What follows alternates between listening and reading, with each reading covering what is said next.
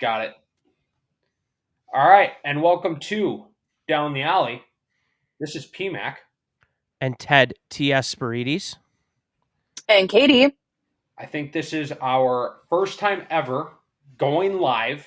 I don't know if we'll have anyone live with us or not. I'm excited to see how this goes. Thankfully we logged on about 10 minutes early. I think we've ripped through about 3 issues already. So bear with us as we're going live for the first time on Down the Alley here. Ted, how's it going today? Happy Thursday. Thank you. It's good.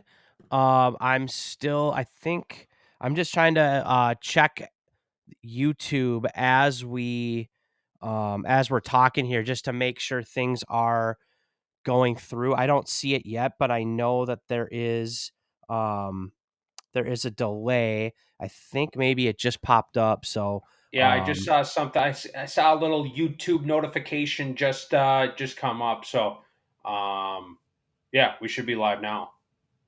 Katie, how's it going? Well, Ted makes sure we're technically in tune. Good. I'm just muting myself while I have a little snack. And because not eating dinner, I wasn't hungry at dinner time, and now it's catching up to me. Speaking It's my own fault. of speaking of snacks, one of Ted's favorite places to get a good snack is Old Southern Barbecue, and Old Southern Barbecue is getting fired up for Valentine's Day. Who saw their Instagram post? Anyone see it? I saw it. The cake. Yeah, Katie. Thank God you didn't see it because you'd be knocking the door down right now. An absolute bargain for this cake. They said they don't judge. They said it's great for 2 people, but if you finish it yourself, they won't judge you. So Valentine's Day cake. Katie, as you're pulling it up, I don't have it in front of me, but what's the detail? It looks like it's a homemade red velvet cake, cream cheese, frosting for 2. And then as always, if you need any barbecue sauce for the barbecue pre dessert or after, if you want to eat dessert first, check out their online store, oldsouthernbarbecue.com. Use the code DTA15 for 15% off.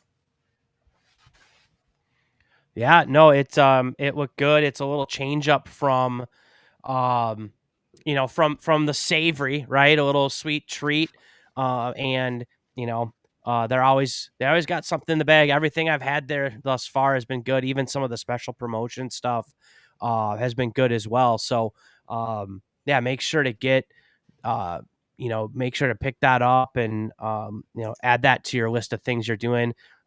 For me personally, barbecue for Valentine's Day would be a great situation. I can Katie, tell you thoughts? right now, this is not a shareable piece of cake. Fair enough. That is Fair enough. that is just what you're going to need 2 at least. If there's 2 people, you need 2 of those slices. If that's the slice.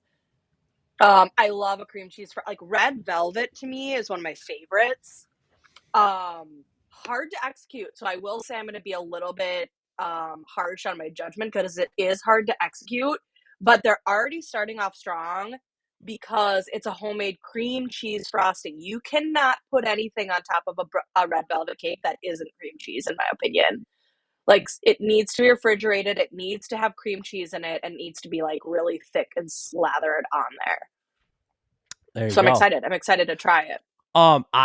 This might be kind of a hot take, or just a bold take or a incorrect take for some people, but I'm not a huge fan of cream cheese frosting. I like buttercream frosting, like just a regular. The cream cheese thing. Now, don't get me wrong. If it's on there, I'm not going to be like, absolutely not. I'm not going to eat it, but I wouldn't prefer it. Buttercream to me is so bland. There you go. I knew But that it probably. you also only like vanilla ice cream I don't only like out of vanilla soft ice serve. cream. I don't only like vanilla ice cream. I You like prefer vanilla ice. vanilla ice cream. Yeah, what? That's your favorite flavor. A bowl of vanilla ice cream is like one of your favorite desserts. Yeah, no, I can't argue that. Yeah, I prefer cream cheese frosting. I mean, like, if you put a buttercream frosting on a red velvet cake, that's just, in my opinion, not okay. It's not okay. All right. As we Also, a move on carrot from cake, but I know a lot of people don't like carrot cake, but a really good carrot cake with cream cheese frosting is also really good. Breaking news, we actually this is a cake podcast now, Yeah. not a lacrosse podcast. As we move on from food, before we dive into section one, really excited to dive in to the launch of each section. Yeah, the next 8 weeks, we're going to get to do a deep dive. We've been kind of doing glimpses. Maybe a team here, a player there, but now you get the full thing. If you're each week, if you're a part of that section, we're doing deep dives. We're going to be talking about teams, players, records, coaches, projections. Maybe a little bullish, bearish. I don't know from Ted. We're doing the deep dive. We're doing the thing now. But before that, just Twitter. Twitter. February. I feel like we're one step closer. We're 1 month. We just did a big jump in one day. We're a whole month closer now to the season. I feel like the Twitter activity picked up a little bit, and that starts with our buddy Goltz, amongst others. I tweeted. I saw Coach Spallina. If we're talking about college games are starting now, and my gals over on Long Island, Coach Spallina tweeted today, and it sounds like they're going to do the shot clock for New York high school boys and girls. So I just tweeted out, did the GIF. Maybe there's a chance. Maybe there's a chance in Minnesota. I don't think there's a chance, at least not anytime soon. But hey, there's a chance. And that got coaches fired up. That got a couple of association teams fired up. That got the refs talking in the Discord. Everyone's got an opinion on this. I was just classic me stirring the pot. I never do that and then just run away. I just lit the fire and then stepped away from it. Yeah. Any thoughts from either you on the shot clock? Is there a chance? I guess there's always a chance, but not even to that. Anything on any of the posts or thoughts on the shot clock in high school lacrosse? I don't think that it's not gonna be something that's gonna happen soon. I wouldn't think. I mean, it's taken this long for um, what a lot of people would consider a hotbed of lacrosse to get the shot clock. So, I know that we're pretty proud of our lacrosse here in Minnesota, thinking that we've come a long way, which we have. But collectively, from like a national level, we would probably still be considered an emerging area.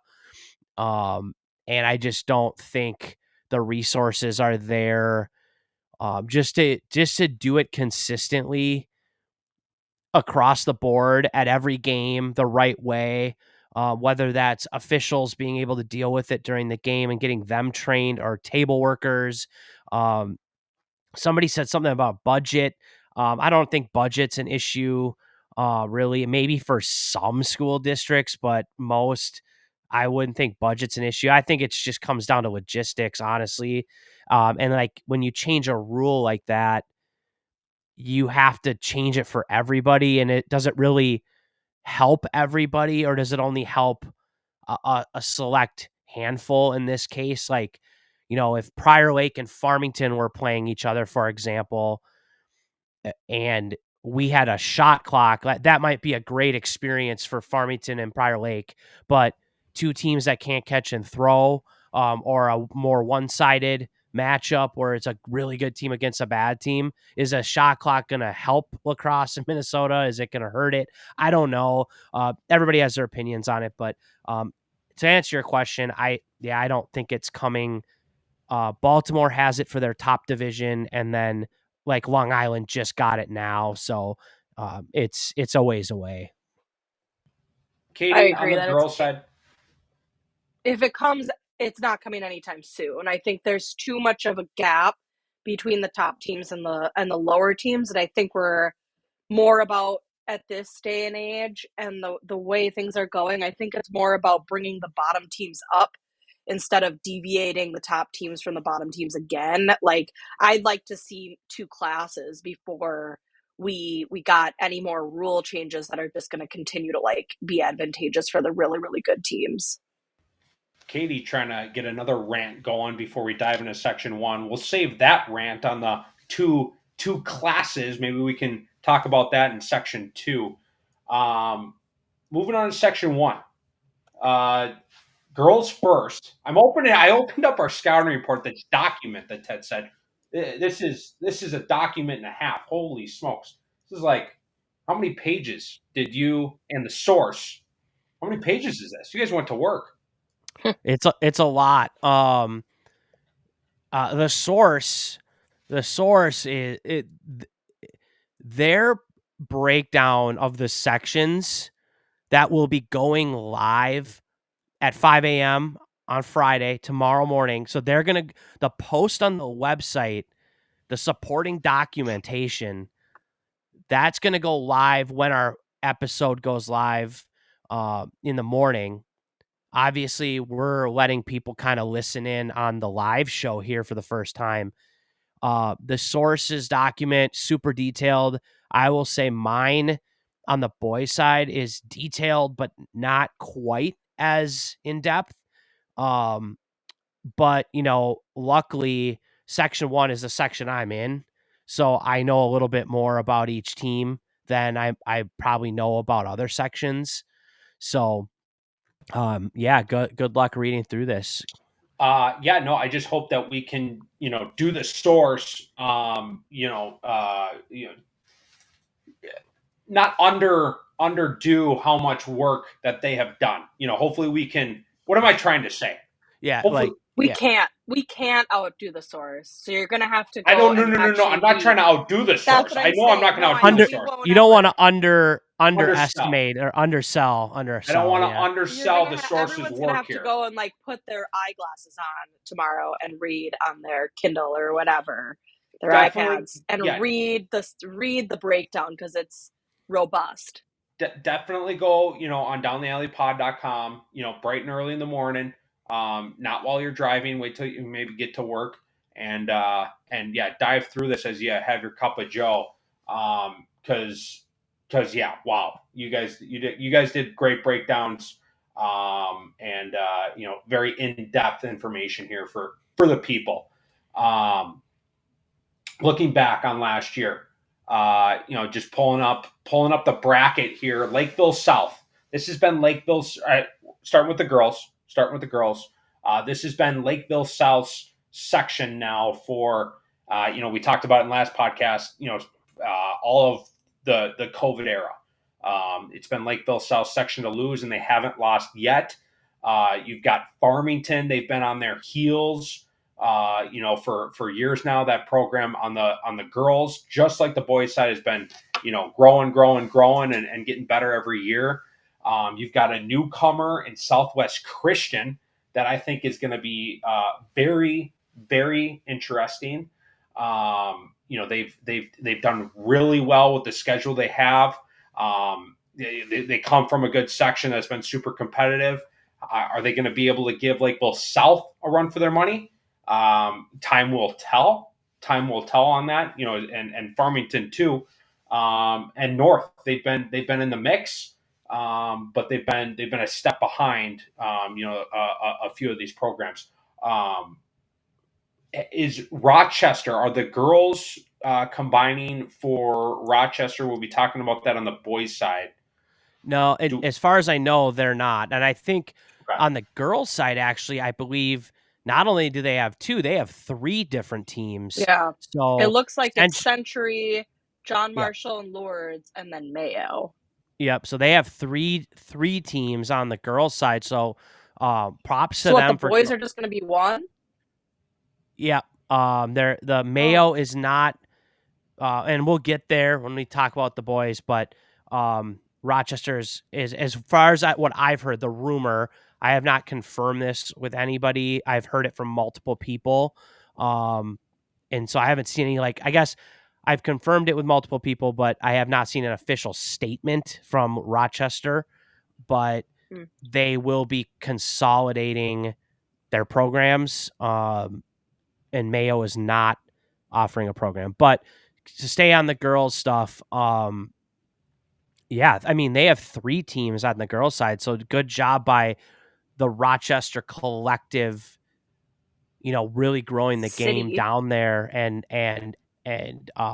growing the numbers and keeping the numbers up. Yeah, I would love to have them up to the summit. Like, I don't have any interaction with those southern schools, Yeah. South Metro, way South Yeah. Metro schools. And I actually have a little bit of Rochester news. Okay. I got an email from a source in the Rochester area, former coach on the girls' side in Rochester, no longer coaching, taking a break. He wants to go by KG. KG is his moniker. So, Like Kevin Garnett, like KG. No, like KG, like they're being kind of cagey. Ooh, And like in the skirting like in the like goal, like a goalie, like a KG goalie.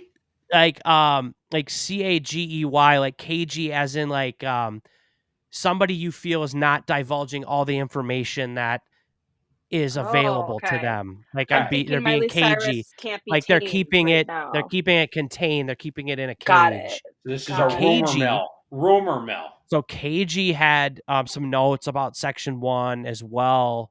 And we can get into that. I will say a lot of the same stuff that the source had about kind of where teams are landing. I don't know if we're just going to go team by team or if we're just generally talking here. I don't know. I can't remember what we did last year, but I think it is. We've said Lakeville South. I guess it's their section until proven otherwise. Last year fell short of a state tournament championship, but obviously one of the best teams in the state. Yeah, I say we Wait, start. what did KG say? You said you had news out of Rochester. Yeah, I have a Rochester source. Oh, and they gave me they gave me a breakdown.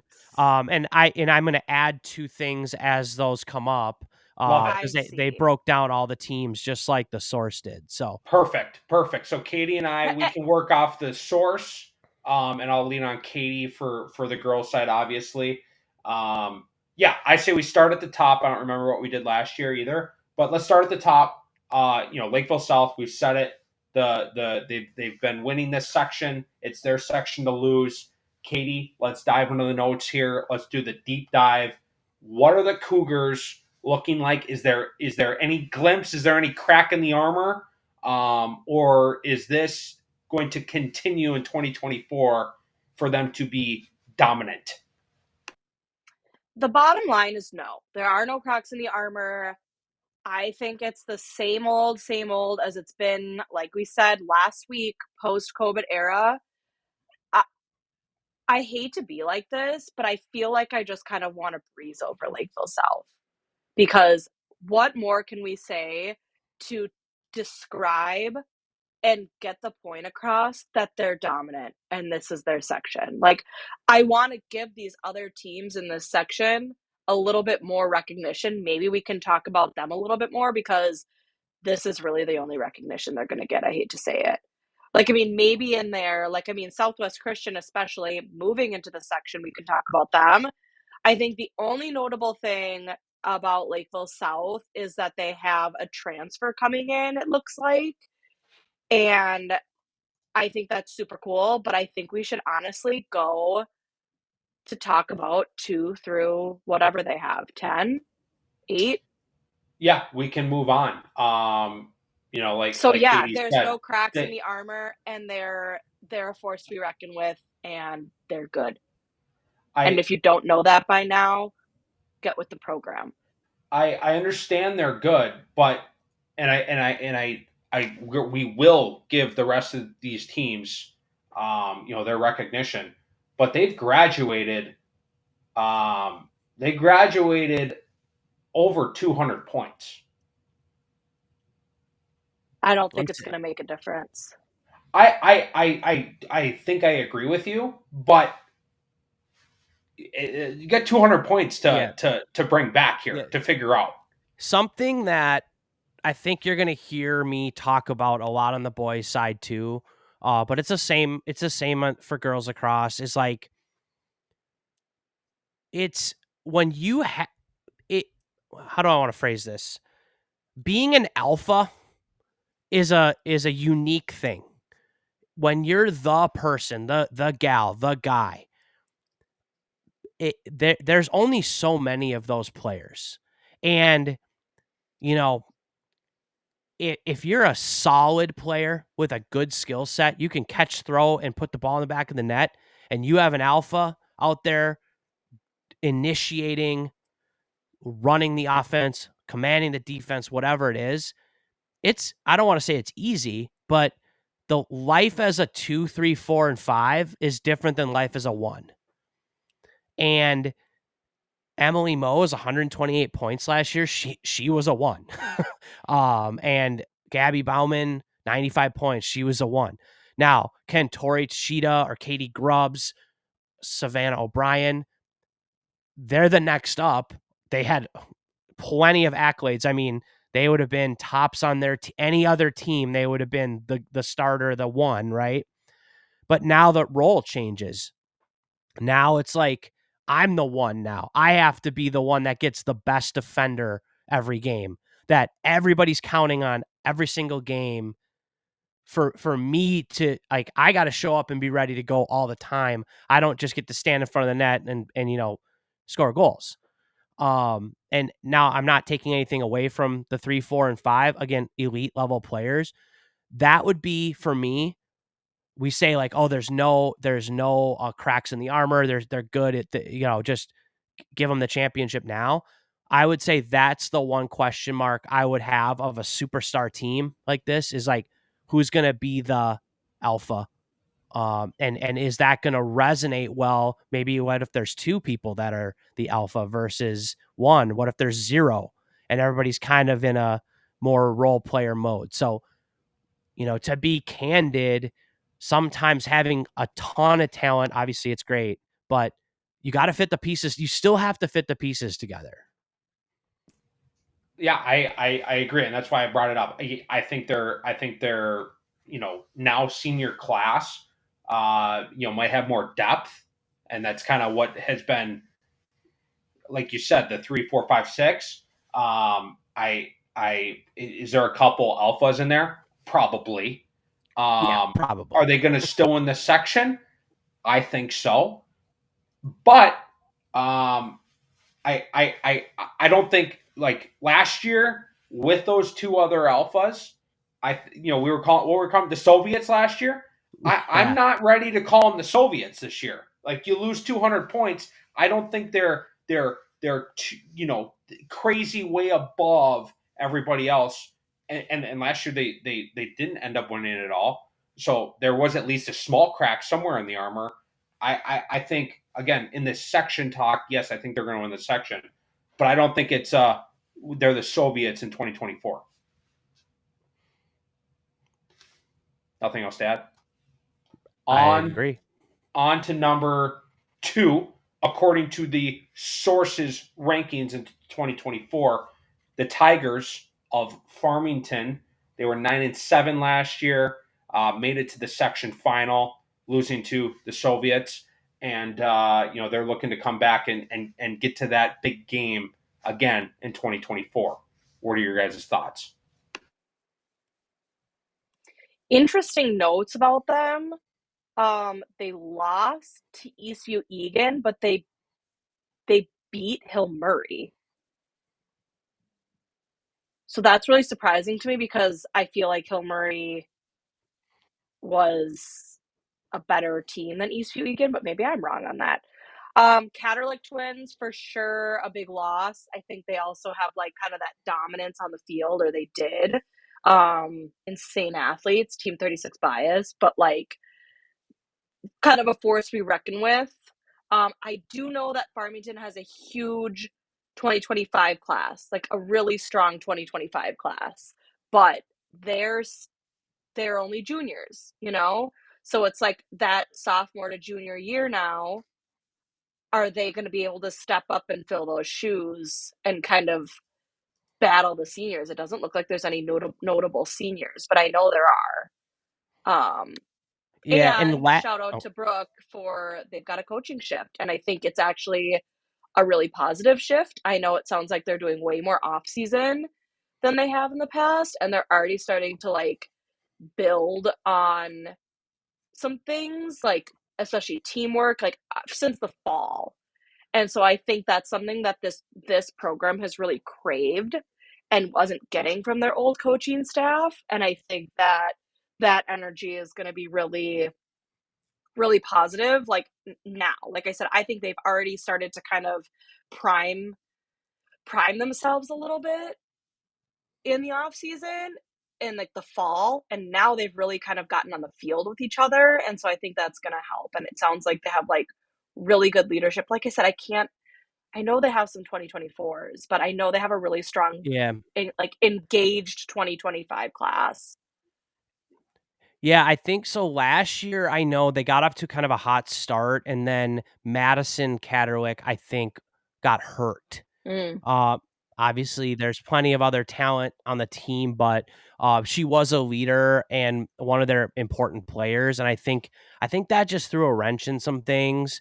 And then I think there was a tough game against somebody, and then it kind of just started to spiral a little bit. But yeah, like I think they have a defender, Shelby Mahowald is a senior. And I think she was a captain last year.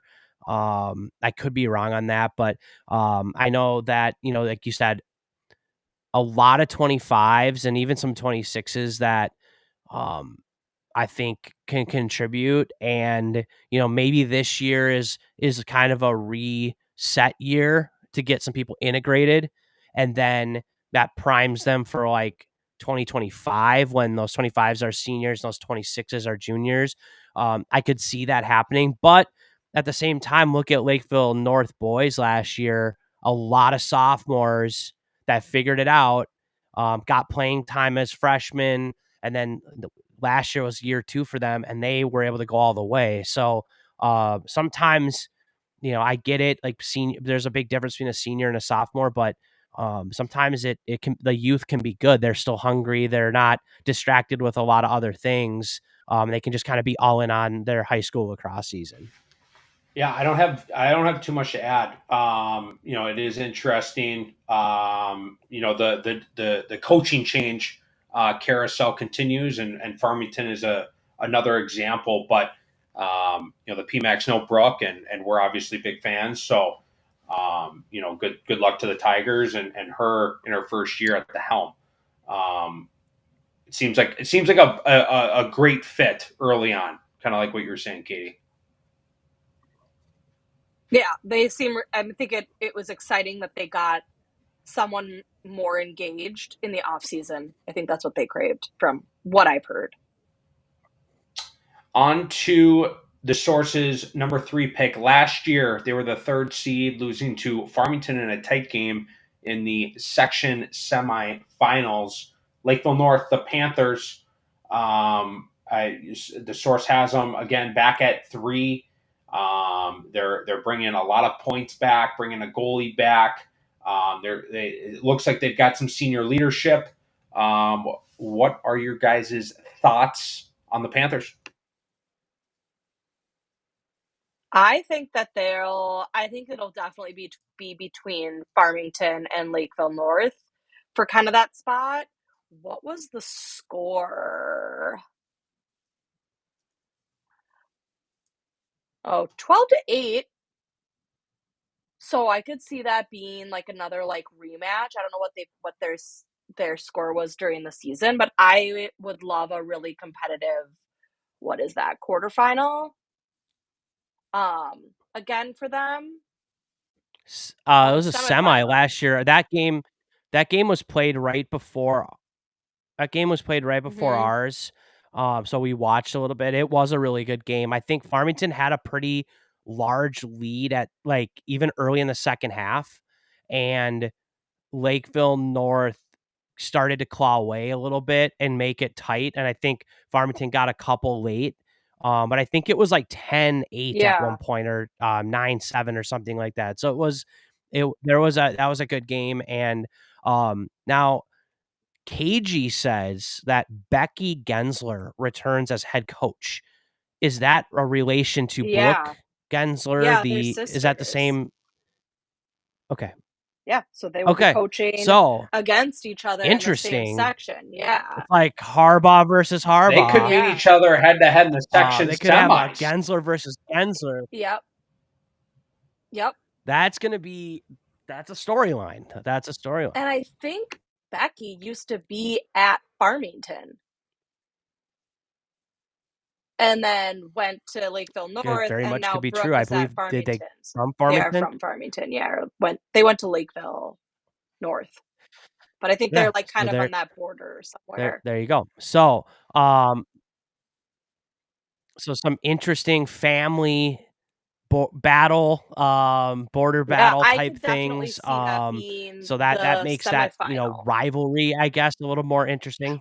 I could see that being the semifinal again in like a Yeah. very close game. Because it looks like Lakeville North is kind of returning the same. I feel like they're going to be kind of Yeah. sneaky.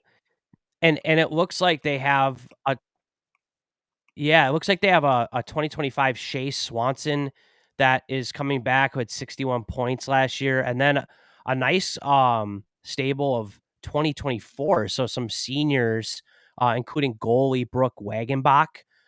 So they got senior goalie, which is nice, and a couple senior middies, Izzy Bowman and Kayla Ross.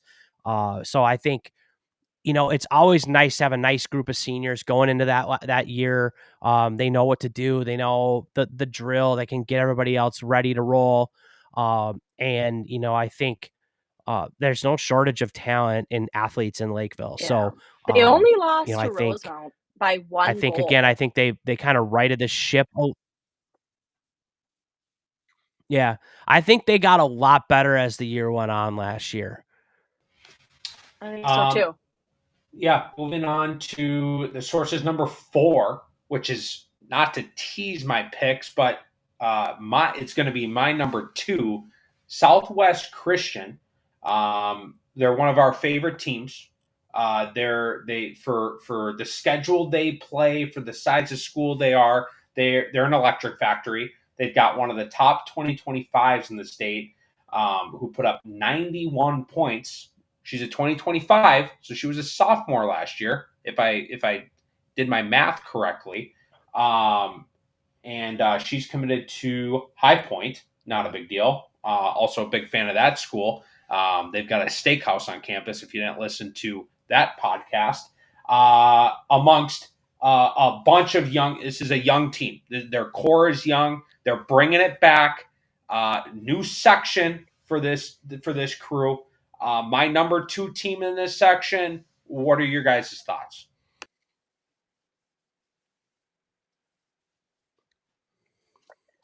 This will be really interesting. I Are we like delayed? Is there like a lag here? Are we good? Yeah, there must be. Okay. What are your guys' thoughts, Southwest Christian? I think Ted, go ahead.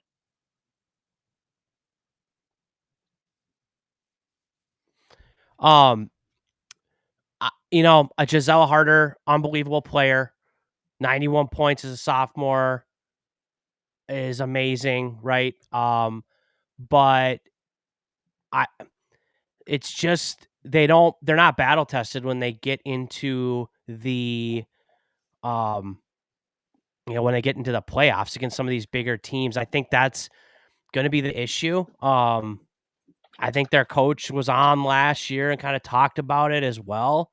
that, they don't want to kind of schedule themselves out of a job or that I use that tongue in cheek, but like, you don't want to put your team in a horrible position where it's not a fun, experience and you're not growing your program.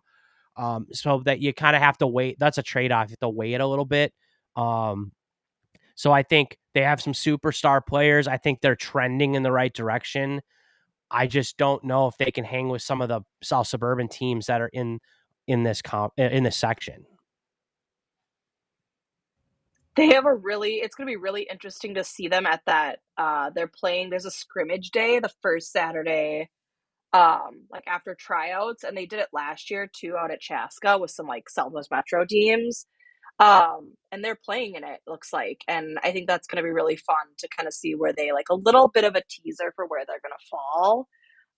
It doesn't look like, I think their game against Minnetonka is going to be really telling. I don't know why that one just kind of sticks out in my mind right now, that I think that's going to be a big, because they were in their section. But I think a Chaska matchup, a Hutchinson matchup. Oh yeah, in Minnetonka, that's what it was. I'm rereading where the source wrote that. But I think those scrimmages are always really fun. Last year it was a beautiful day. It'll be interesting to kind of see if they can hang with the big dogs in a really low pressure situation. Under the rest of the section, we might move through a few of these a little quicker than others. Up next in the rankings, Owatonna, 11-4, and they're going to be really leaning on their big gun, Annika Moran, who had 80 points last year. They returned a couple of big scores and a goalie. Shout out Team 36. Oh, you know her. It's Ella and Nora Marshall. They're twins, but Nora plays most of the time. And she got like all conference, I think. No, not a section. Big deal. Sorry. Section. Not a big deal. She got some award, but for her section, yeah, it's a good congrats on that. So Owatonna, we're fans. There's a little 36 bias there, not a big deal. Yep. New Prague, newer program, right? Mm-hmm. They have like 11 seniors or something like that. Last year or this year? Yeah. No, this year. Sweet. This year. So they have KG said this is his bold prediction for the section 1. He puts them at the number 2, predicted to finish 2, saying they made the jump last season. Strong senior class, Katie mentioned. Anna Millard and Peyton Pumper, I think both 36 gals. And I think there's probably plenty others as well.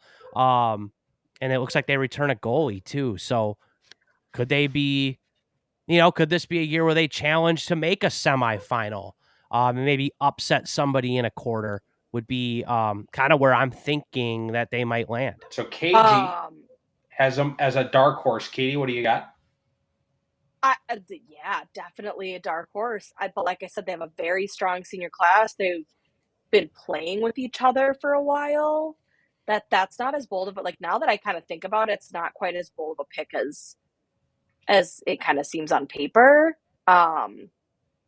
Yeah, it's going to be really interesting to find out. I don't know if I'll put them that high, but that will be quite the accomplishment if they do. The source's sleeper pick, Mankato, went 6-9 last year. A lot of close, a few close losses. They've got a young core. It looks like everybody's getting a year older, and they've still got a runway. Their window is still open. Mankato, the source's sleeper to be, not win it all, but be in the mix.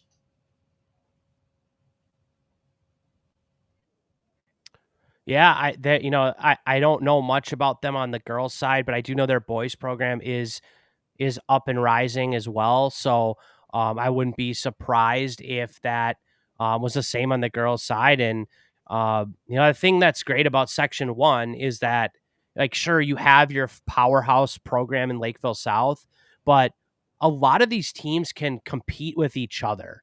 I mean, whatever you want to say about the strength of the section is fine, but it's like it's nice to see that like quarterfinals and semifinals can be somewhat competitive games, and like it can kind of be anybody's game. And then rounding out the section, we got the Rochester Mayo. They had a good season.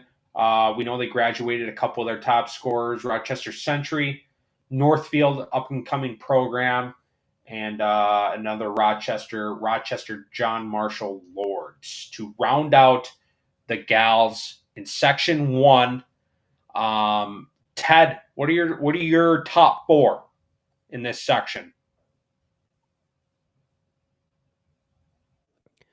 I'm gonna go Lakeville South, Lakeville North, Farmington, Ooh, and New Prague. I'm gonna go Lakeville South. I'm gonna go Southwest Christian at 2, Farmington at 3, and I trust the source, Mankato at 4 as a little sleeper pick. I got maybe 2 sleeper picks in there, but and Katie is currently, I think, dealing with the dogs. So we will. Oh, Katie's back. Lucy was barking. Yeah, no, all good. Is someone writing these down? Should we text JP to write these down? Ted's writing them down. I'm writing them down. Say Lakeville South. I'm going to go with the same as the source. Lakeville South, Farmington, Lakeville North, and Southwest Christian. Trust in the source.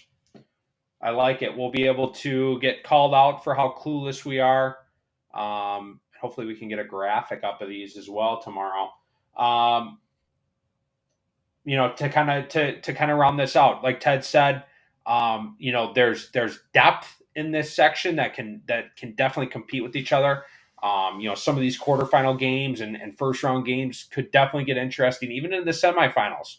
I think Lakeville South, again, it's theirs to lose. I don't see them losing, this section, but after 1, I think it's really anyone's game, and things could get interesting, in this section tournament here in a couple of months.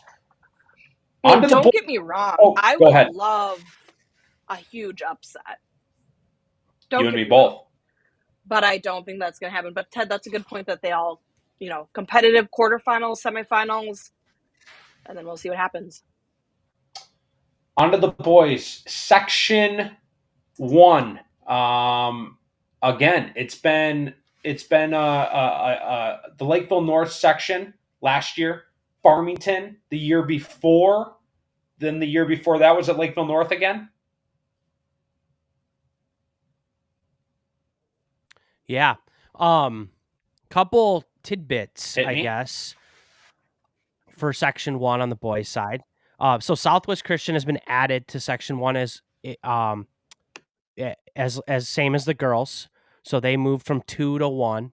So we added a team there. However, Rochester Mayo, Rochester Century combining. So I think that just ends up basically we're in the same situation we were as far as number of teams for section 1.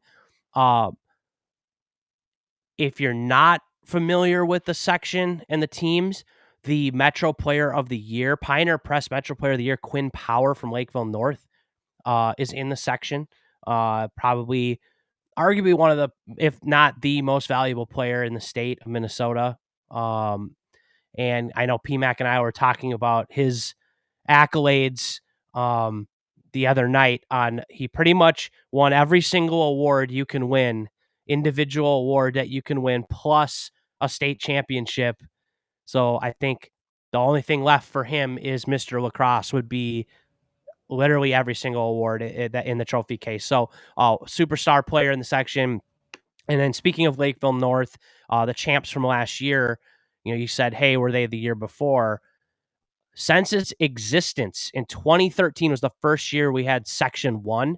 The state of Minnesota only had 4 sections prior to 2013. In 2013, they went to 8. So Lakeville North was moved into section 1 in 2013. That year, Rochester Mayo won the section, but from then on, Lakeville North has won 8 out of the 10 years. So pure dominance in the section. The only years that they did not win the section was that first one, 2013, 2022, when Farmington went, and then obviously 2020, there was no season. So unbelievable dominance and run by Lakeville North. And that's kind of where we're starting in this section as the champs from last year. Not only the section champs, but the state champions as well. Yeah, starting from the top, Lakeville North. Like you said, they have one of the superstar players in the state in a key position. He will be in the mix for Mr. Lacrosse. I think I would be if I was a betting man, I would bet he would be a finalist and he'll be in the mix. This team will definitely be in the mix back again for the state finals for winning the section. They got to do that first. They're going to be a problem night in, night out. They've got a lethal offense. They've got a young goalie. I think a couple of I would say, Ted, correct me if I'm wrong. I think they're just thinking off the top of my head, their two biggest, losses, for graduation. Key loss in their goalie. He had a great year, led that defense, was a leader back there, a commander back there. And then on the exact opposite end of the field at X, their ex attackman, Winship. I think that's going to be a bigger loss than maybe when you think on paper. Oh, you got Mr. Lacrosse finalist back. You got your twins. Yada yada yada. I think that's going to affect their offense maybe more than at first glance, if that makes sense. I would agree with you. You're right. So they did lose their goalie Tyler Alvers. So they have a junior now that's playing who did get some time last year when Tyler was hurt. So he does have some varsity experience. He's a good goalie. So not really ready to say there's going to be a huge drop off, but a senior leader, that was your senior goalie. Now you're relying on someone who hasn't had the starting role until this year.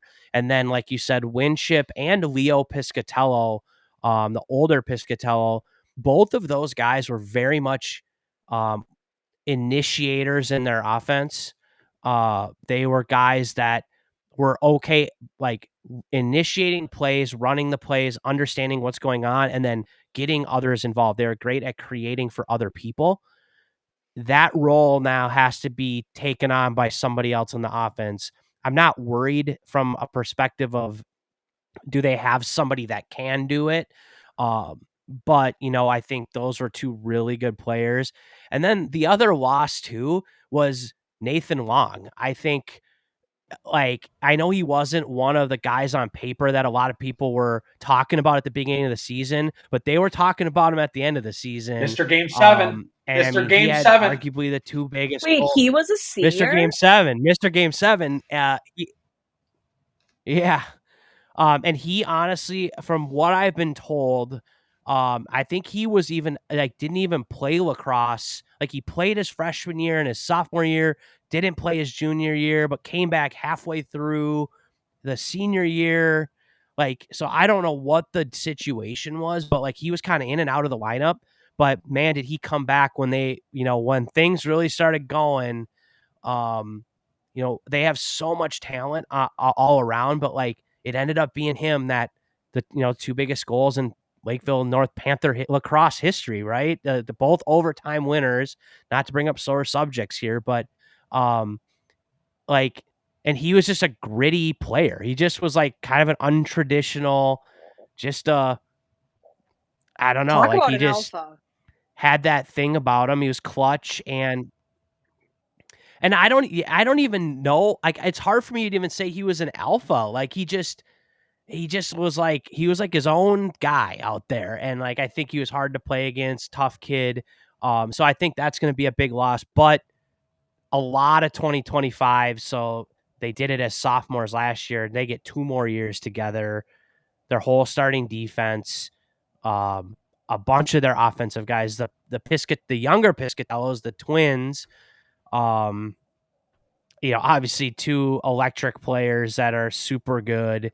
They got Lane Johnson, Andy Slattery. So there's definitely players coming up and players that are still there that will make them, I guess, we talk about their section to lose. I hate saying it because I'm a Farmington coach, but if I'm just being honest, like they are the champs, and someone's going to have to go through them if they're going to want to win the section. And so, a top 3 team at this point in the state. Yeah, I don't have much more to add. They're I would say probably the consensus number one in this section. Their section to lose. It's Panther time. It's Panther time in section 1. I think they've got a 2-year window here where they're going to be dangerous. They're going to be dangerous if they can keep things together, and keep that train moving. On to the second team. Last year's number 2 seed, number 2 in this section, lost in the finals in a nail biter, the Farmington Tigers. Obviously, I'm going to let you talk more about this team, but a team since Mitch Grings took over the program a few years ago has been just straight up, just stock market style, brick by brick, day by. It's been green. It's been going up. You guys made it to state 2 seasons ago. Had a great year last year. Mitch is doing great things in the youth program, building it from the bottom. Ted, how are the Tigers going to look this year? Obviously, I have you, competing for this section, on the Panthers' heels. What's it going to take to win this section, and how are the Tigers looking in 2024?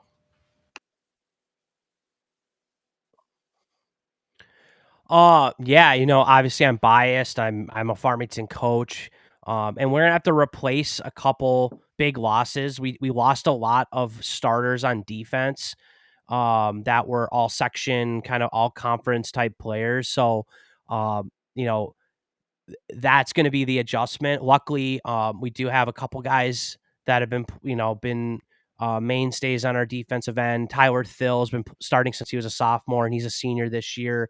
And then Hayden Houghton, our goalie, has been actually starting since he was an 8th grader, so he's a junior this year. So couple good pieces on the back end. Get a ton of offense back. We did lose a couple stud midfielders last year to graduation, a couple guys that went on to play in college. So, we'll have to replace them. I guess the good news is the Farmington 14A team for the last 2 seasons. So that group of 26s and 27s that are now sophomores and freshmen, they've been Final 4, Final 2 last year, Final 4 2 years ago in the youth 14A state tournament. So it's a really good group of kids. I will preface or suffice that statement with, just because you win state championships at the youth level doesn't mean you're going to win them at the high school level. So I'm not saying that, but at least there's like something to work with and some really good players that are into it, have seen some success together, and they really like being around each other. And I think a handful of those guys could end up finding the varsity field this year, to fill some of these roles. They're really good players, and I think, if they've done the right things in the offseason and athletically can handle it, they're certainly skilled enough to be on the field. And I think, at the end of the day, what I'm excited about as an offensive coordinator is that I got like 3 of my top 4 scorers back from last year. So, guys that have been out there, been doing it, I have something to work with, and hopefully a year where, last year maybe played a little bit stronger defensively. We might have to score a little bit more this year with a younger defense. So, I think last year's section final was big for Farmington, even though it was the big bad Panthers of Lakeville North. We gave them a game. We fell short, but we didn't get embarrassed. And I think that was big for like just the confidence of the program because we know how good they are, but we also know like, hey, like if we do the right things, we can have a chance to beat them. Yeah, after Farmington, I think you can go a few different directions based on the list. Is the list I'm looking at? Are these maybe like the kind of the rankings based on the sources?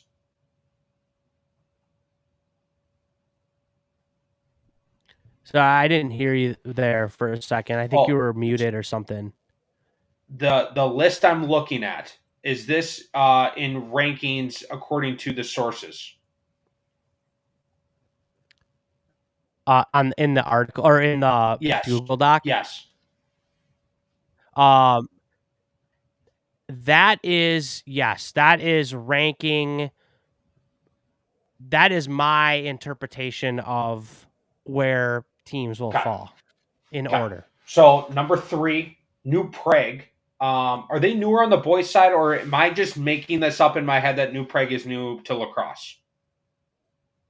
No, Okay, no, you're right. They're a newer program. I don't know exactly what year it was, but it was in the last 3-4 years they've decided to go like okay. varsity So yeah, lacrosse. New Prague, a newer program. They were about 500 last year, not bad. Coming out and competing right away. We speaking of youth ball, we played their U14A team, and they're competing. They're competing already, and they're into it, super into it.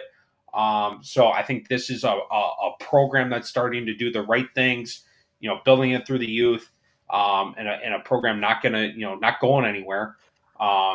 And to see them at 3 already, that's pretty impressive. So a team that I'm being told is has kind of a younger core, which is great at this stage of the game.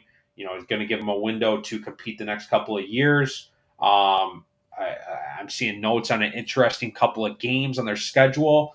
Seems like they're doing cool things. What are your thoughts on New Prague here?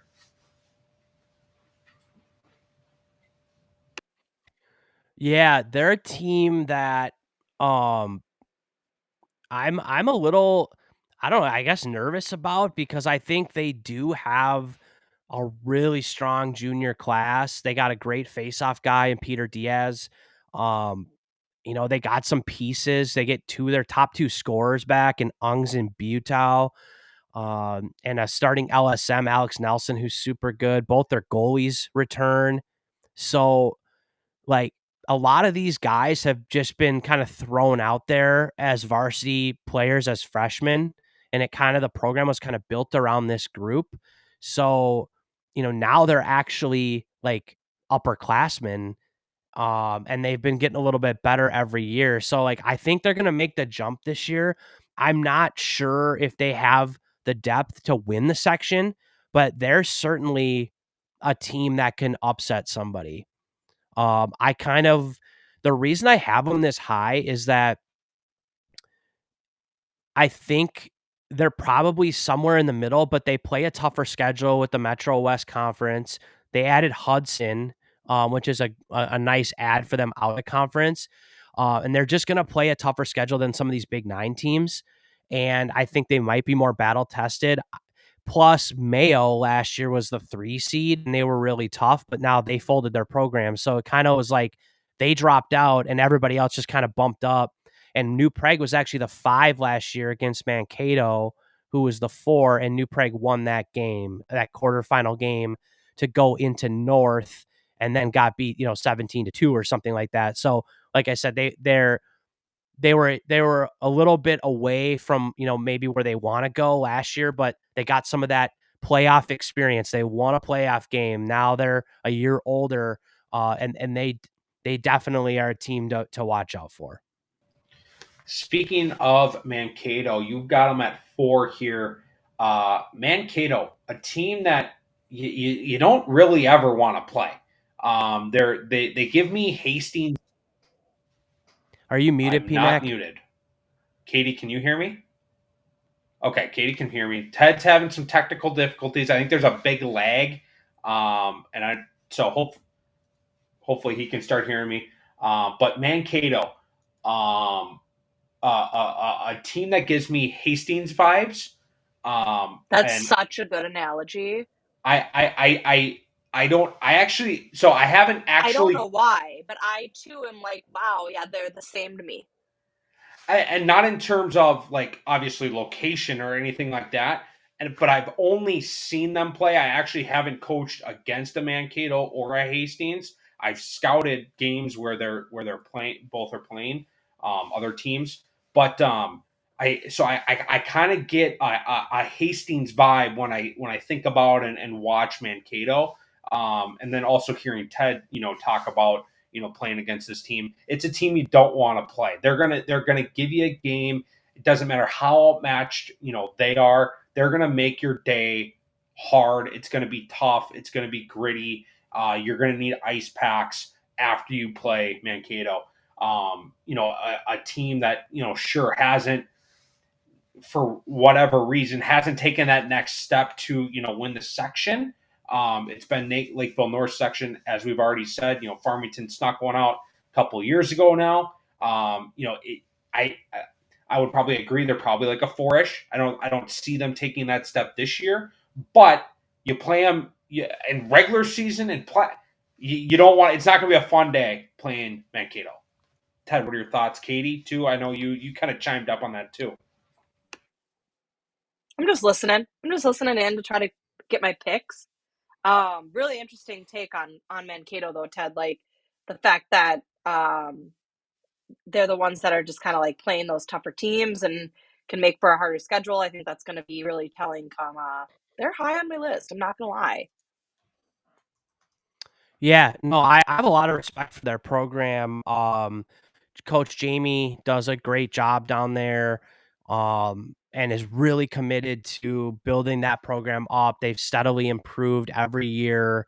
Like PMAX said, they're not fun to play, in the sense that, they're going to just play their butts off for 48 minutes.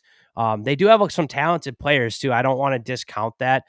Colton McGregor, who was their leading scorer last year, he's a senior this year. He is going to somewhere D2. And I apologize, I should have looked this up before. But I think it's either Maryville or Rockhurst, somewhere, or Lewis, one of the Midwest D2s. He's headed next year. So really good player, good athlete. They also get a Gage Schmidt back to, who is another top scorer for them. So they got a couple guys back that were their top guys, and they do have to replace some stuff on the defensive end. But Mankato has a great football program, so I'm sure they can find some athletes and fill some roles, and I'm sure that's what they do. On to the next team, Northfield, coming in at number 5.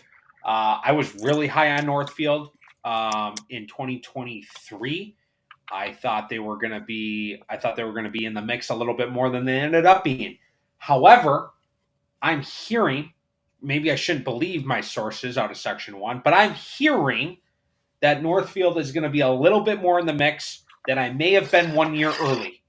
And that's okay. Michael Burry was a little early on his short position on the big short, but guess what? In the long run, he looked like a genius. So I might have been a year early, and I'm okay. I'm okay being a year early. Again, are they going to go all the way to state this year? No, I don't anticipate that, but I do anticipate this team, according to my sources, that they're on their last straw. I think they're going to be a little bit more back than they were last year. Ted, what are your thoughts?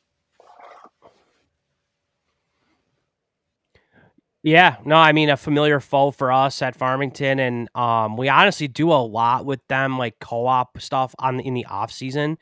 So I think two teams that really know each other well, and a lot of the players know each other because Northfield and Farmington are pretty close to each other, neighboring towns. So they play club together, like they just know a lot about each other. Um, they have a couple really nice players. Ty Frank on defense is an absolute beast. He was all section last year. Honestly, if he played for, like a team that was a little bit higher ranked, I could see him getting all state looks. And then, George Peterson was out there as a freshman last year. He's a really good, crafty attackman. They also get Cam Waters back as well. So they get some scoring back. They get some pulls back. They have a solid goalie. Kind of like a lot of these teams, depth might be an issue for like a long, deep run into state or but not a team that you really like playing. Like they're going to give you the full 48 minutes. And, if you go down to play them, which we do this year, it's grass field and it's a tough environment. So I anticipate that record to be much improved this year. This next team, actually, these next two teams are going to be really curious for me. This first one here on the list, the biggest co-op news. Every year, there's a couple of co-op breaks, that come to market, and we got Rochester, Rochester United. Are they going to call themselves that? I don't know. Yeah, I don't know. I'm calling them Rochester United. Rochester United. I guess I don't know. I don't work a lot around Rochester lacrosse. I know I'm not in the section, so I don't really ever play the Rochester teams. So Ted's gonna be able to add some more real knowledge to this. But my gut is telling me that if you combine a whole Rochester into one, you're gonna have a good team. I don't know. That's just what my gut is telling me right now. And I always try to trust my gut.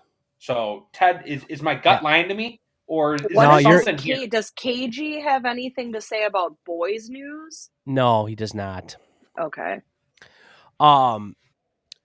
You're absolutely right, PMAC. I think anytime you combine two teams into one, you're gonna be one better team than two separate lean teams, right? And last year, Mayo, it wasn't the best year they've ever had because they did go to state in 2013, but I would say it's probably one of the best teams they've ever had. And they were a tough matchup. We had to play them twice. We played them in the regular season and in state. And it was a close 3-4 goal game the whole way. Tough, physical. They had a lot of nice players, and but they lost a ton of seniors. Century, on the other hand, had a tough year, but had a ton of young players. A lot of them play Titan, and they were 8th graders playing starting varsity players. So they kind of just rolled them out, right, and said, we're going to go all in on these guys. And so the one thing I felt like Century was missing was goaltending. And if everything is consistent here and kids didn't quit and stop playing, I don't know the details, but Owen Brock, who was the goalie for Mayo, is a senior this year, and he stood on his head in the games that we played against him. And I didn't watch every game, but dude's a stud. That's going to be a huge upgrade to kind of what Century had going with some of their other pieces. Mayo also has a super good freshman, or he's a sophomore now, I think, attackman named Max Erickson. So again, put those together. Rylan Hoy is another kid on Century. Deacon Langsdale on Century. They got a nice core of young players and a senior goalie now. I didn't really know where to put them. I almost put them up higher than Mankato, honestly. I just don't know if all the kids are going to end up all playing or what's actually going to happen over there. So, but they could be pretty good. They have to be decent. When you put two teams together. This next team, I think, is the only thing missing from this next team is depth. Lakeville South, the Cougars. There's pieces here. Their coaching staff, I think, is back, so they're going to have a couple years now of some consistency. Are they going to be able to have depth now? What I'm hearing, according to my sources, they only graduated 1 or 2 starters last year. They're bringing everybody back, right? And a city like Lakeville, they've got kids, they've got players. So I think that's going to be huge. There's consistency on the staff. They're going to have their group back. If they can start, putting some of these puzzle pieces together, their schedule, we're kind of going through a couple of teams where, their conference is quote unquote weaker. Lakeville South, it's the opposite. Their schedule is going to be brutal. It's going to be hard. They're in the South Suburban. They're going to have to grind. Now that they're a year older, right? Am I getting some Edina vibes from a couple years ago? Now that they're a year older, they're going to be able to connect a couple of pieces. I don't know, but I think it's going to be better than 3-11. I think they're going to take a step forward. Is it going to be a leap? Is it going to be a jump? I don't know. But I think they're going to be able to take at least a step forward, continue and improve. And the kids want it. I know that the kids want it. They're buying into the off-season stuff. We've got some 36 kids, a couple of them. So I think this is definitely a city that wants it. It's proven on the other side of the border. So La Crosse can work here. I think some consistency now, bringing all the boys back. Maybe they need a locker room guy. Maybe they need to bring in a younger coach, get the boys buzzing. I don't know. But the Cougars, I think, are going to take a step forward in 2024. Yeah, I would agree with that. I know that their new coach a couple years ago came in, was trying to make some changes to the culture. It kind of maybe ruffled some feathers around like kids' name not wanting to buy into that and quitting. And he just kind of pulled up some 8th graders and some 7th graders and just said, hey, like, this is the new regime now. And they just kind of got them integrated into high school lacrosse right away. And, those kids are 8th and 9th and 9th and 10th graders now. And so I think you're right, PMAC. I think it's a group that now has, I think, like the old culture has graduated, and now the players that are there are players that have played for Coach Knowlton and want understand what to do and what he's expecting.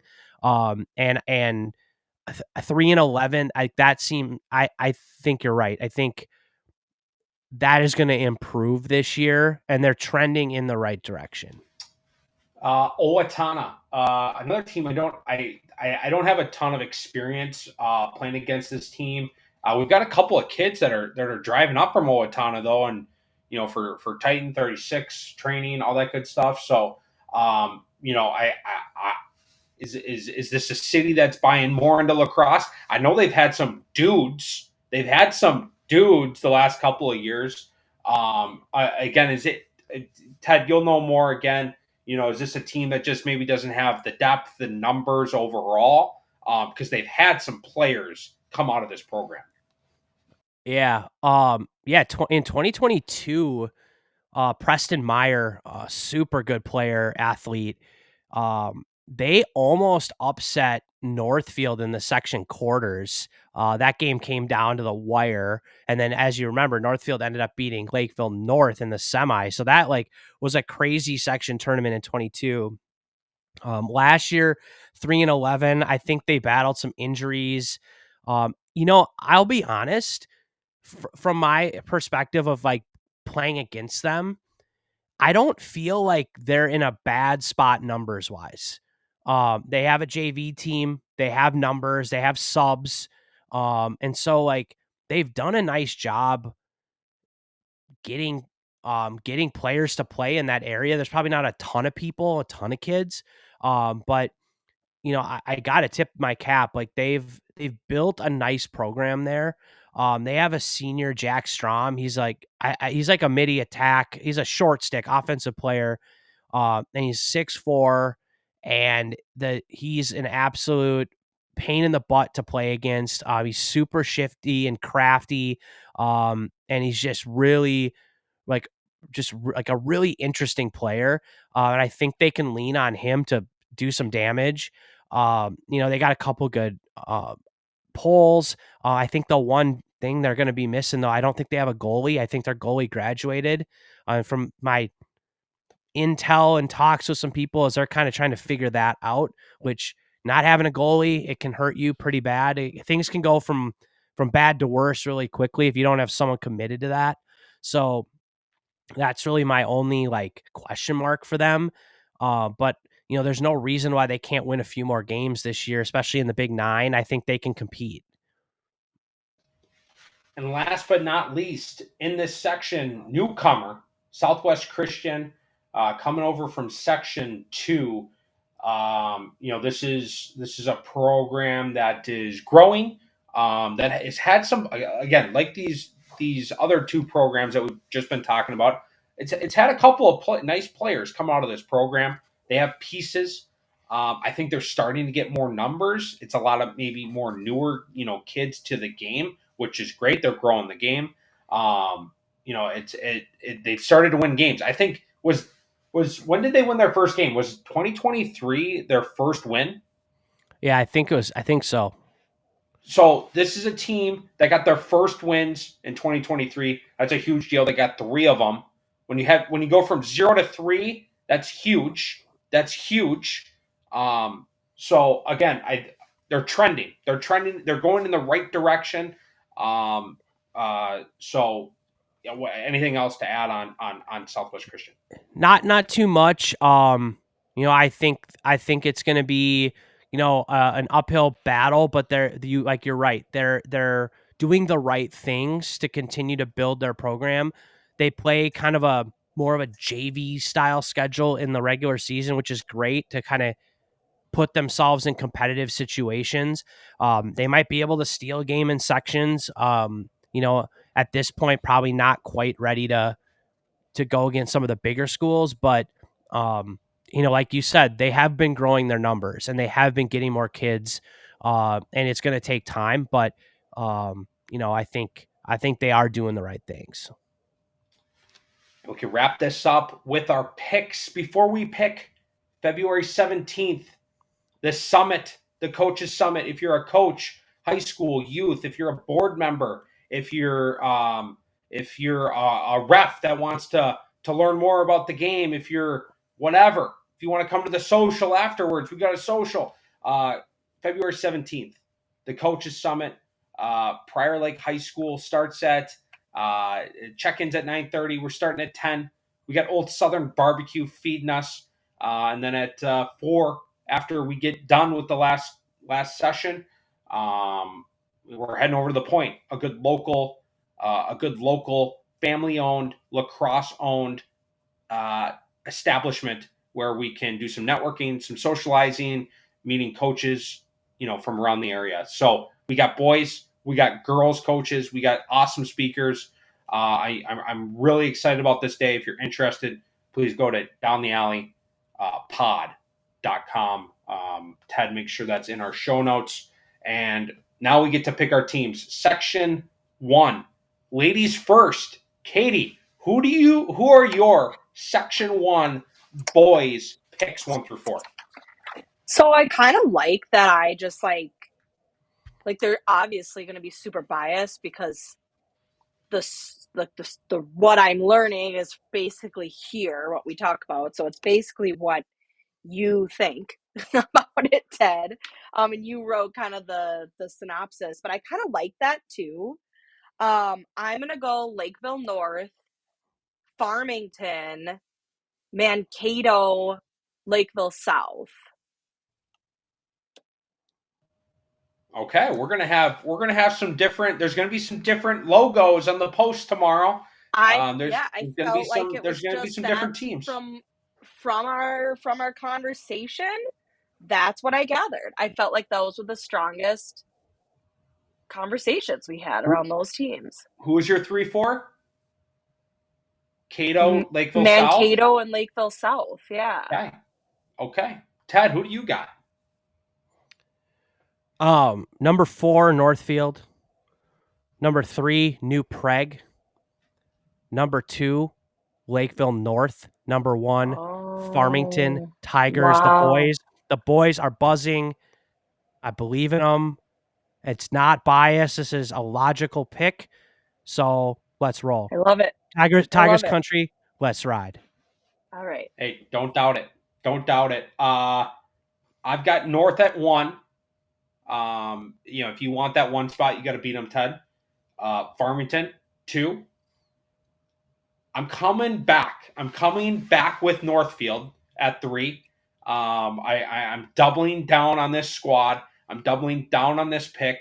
If they make me look dumb on this, they're going to be dead to me after this year. So if they pull a Buffalo on me, like Buffalo did to me, and I had to go beat them at their own place, if I have to do that to Northfield, I will. So Northfield at 3. Last chance you for Northfield and me as a relationship, and New Prague at number 4. Ted, who was your 4? Northfield. Who was your 3? New Prague. Oh, we're flipped. Yeah. Okay, so Ted and I are There it on is. similar wavelengths. Similar wavelengths with that. I couldn't pick Rochester United. They're not in my top 4. Well, do we even know if they're even going to have like a team to play? Yeah, Like, are they even going to play? Yeah. They'll Century has a program, Okay. and I think okay. Mayo just decided not to. Like they didn't have enough numbers, so I For think some those reason I kids was are thinking just they going were, to go like, play. folding. Yeah, No. I think I would assume they're just playing as Rochester Century, and Mayo kids are going to play there. Of course, yeah. Okay.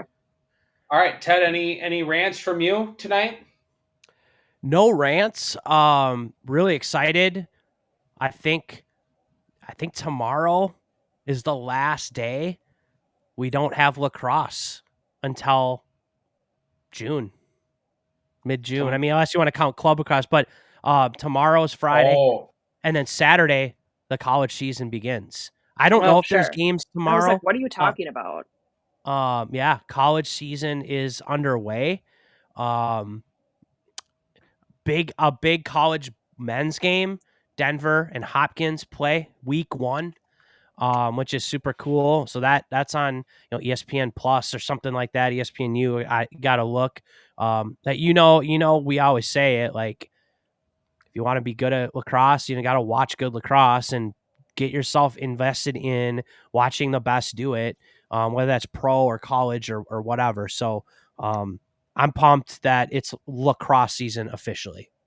For our new listeners, because we're always getting new listeners, our numbers go to the moon. One step, every week we get a little more. We get new listeners starting to dive in. Ted, who do you watch during the college season? Who's your squad or squads that you like to tune into? Yeah, Syracuse is my favorite team, of course. Had a couple rough years here. I think big expectations that were not being met, but they always keep it exciting. They always got a lot of rumors and a lot of news to keep things exciting. We'll see, kind of like you said about, Farmington with North. Hey, you got to start beating the big dogs if you want to be, in the back in the, the top teams. But I find myself cheering for Utah these days just because I'm kind of like, they're repping the West Side a little bit, and the newcomers. I know Denver's out there has always been good. I want to see Kaio do well at High Point after talking to the guy. So like kind of maybe a High Point fan now. But yeah, it's Q's. It's Q's for me. Katie, who are your squad or squads? I've always been a big Maryland fan. They're probably my number 1. They can kind of do no wrong, in my opinion. And I think just hopefully watching the girls we've coached hit the field. Hopefully Peyton gets a little bit of time at Stony Brook. Big fans of the American coaches, and Rachel Ward's there, so it'd be kind of interesting that if she's going to get to touch the field. And then Sporny at High Point, just to kind of follow their schedule a little bit, because it's kind of fun to hear about their weeks in the middle of the games. At D2, I think I've gotten the permissions now. I can cheer for Maryville. I'll be riding with Maryville at the D2 level. I'll be watching a lot of William Penn, Coach Brunswald at the NAI level. I'm obviously a ride or die with the Titans, but I don't have. Now I get to hate Duke again. Jaden, he's gone. He's moved on. I can go back to hating everything Duke and Notre Dame and the elites. I think I'm with. This is kind of an elite school. They got a steakhouse on campus. I want to ride with you on High Point. I want to ride with you on High Point. What about St. Joe's? Are you a St. Joe's fan? They're kind of like a grittier team. What about Delaware? Delaware's a gritty team. Delaware's gritty. I'm going to get back to you because I need a team to cheer for that's going to win some games. So obviously I rather die with the Titans, but I need a team that I can ride with. So I think at the D1 level, fan wise, I think I'm a free agent at the moment since Jaden graduated. So I'm a free agent. More to come. How about are you a one more roar? Lindenwood, Brian Kahlberg, ride or die last season. I know the whole situation sucked, but yeah, it's brutal. I'm riding with those boys for sure. We know a bunch there, right? So I'm riding with Lindenwood for sure. Roaring one more time. But again, I need a team that's gonna, maybe win some games that I can cheer for a little bit. So gotcha. I'm currently a free agent. I can promise you, it's not going to be a Notre Dame. It's not going to be a Duke. It's not going to be Maryland either. So I gotta find a brand that I can be about. I love the High Point energy, but again, I don't think they're not going to like me. So I don't think High Point's it. More to come on. I got to think more about this now that I actually think about it. So, do we like live? Do we like going live? Okay, I just read something. You know how the three of us are backstage? It says the audience cannot hear anyone backstage. So did we just literally go live with no sound? No, it was people live. Have been commenting. We've been live. They have? Yep. Oh, we're not backstage. We're streaming. Backstage is open, but we're live.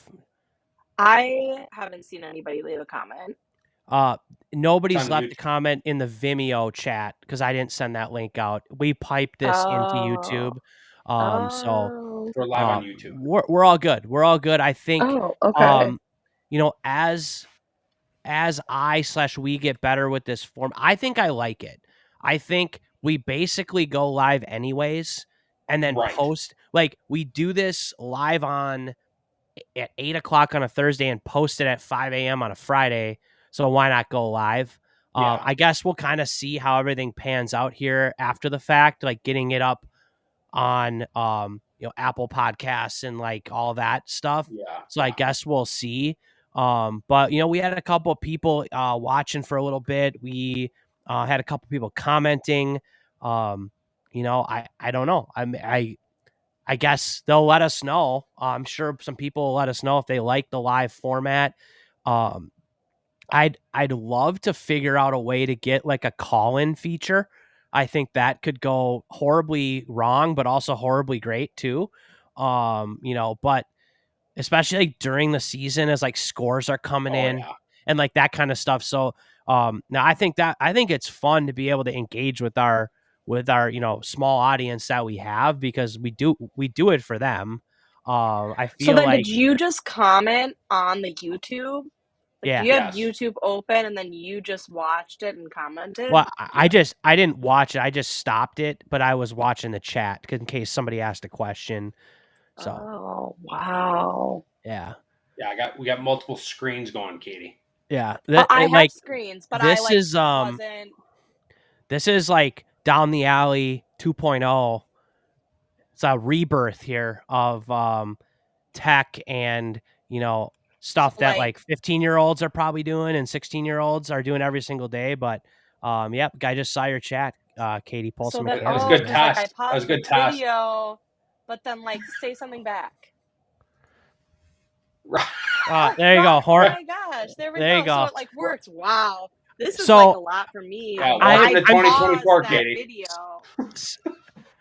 How, What? are Why are laughing? the tech savvy people that watching this just is their skin crawling right now, being like, what a bunch of Probably. losers? It's like helping Well, our no, parents we've got use our an logo iPhone. on the bottom right corner. Like, not a big deal. Like, that's Yeah, there you go. We've improved. That's like, We've already I don't know improved. how you did any of this. Yeah. Spent a little bit of time today kind of setting it all up, and I agree. I like it because if people can't listen on Fridays, like let's say they like Rob Horn clearly has nothing to do right now. So he's listening to us because he's a busy guy on Fridays. yep. Hey, you know what? And I think it's going to be even more interesting like once the season starts, because I feel Yeah, like that'll be great. I feel like the in-season stuff is a lot more like live. Like, hey, Oh, this yeah. just happened 5 minutes Yeah. ago, and like we break it on Thursday night. Like, oh, did you see an overtime game? And then like that doesn't get posted till Friday, and like I think the luster wears off a little bit. So I don't know. We'll I see what wonder if happens. people can like, yeah, like we have speakers. You can welcome your Yeah. speakers by sending a message. Like people Yeah. could be like a speaker. Yeah, we could point. like send people a link to come in on camera, or Yeah. on call and do that. So there's I some love features. my planner But that'll be fun, like- girlies lives that I watch like those I like really look 9 forward to. So like 9:30 on Thursday nights. Like, we're going live, and I'm coming in hot. Yeah. After chucking my hat on the sideline or something. Like, Yeah. they're going to be able to interact. So I think it's going to be a good situation. And I we do got too. 2 months here to work out the kinks. Yeah. Right. Yeah. And in the section and I preview. think I think we're gonna try. We're doing this on YouTube right now. We can send it to multiple places. I think I'm gonna try to do Twitch for next week. I'm gonna try to get a Twitch Wow. stream going, because that's where all the cool kids are hanging out, is a Twitch stream. So I don't know about that. The only that's thing where I've the ever legit watched people- live was a Taylor Swift concert in say no Buenos more. Aires. In The Buenos most Aires. popular- That was on YouTube. Yeah. All And right. the Well, guy was we're in his room. done. We got to wrap this up. Thanks for coming It's down kinda the alley tricky. with us. You're the king of long-winded, so Section you should be 1 the last person to say that. Section 1 previews. It's sure there's their favorites. There's favorites in this section, but there's teams on the heels of the Lakeville North boys and Lakeville South girls. Yes, they're the favorites, but anything can happen. We've seen it before. We've seen it at the state tournaments. We've seen it at Rob Horn sending me. Now he's sending me text messages. We've seen it at the state tournaments. We've seen it in section tournaments. Anything can happen.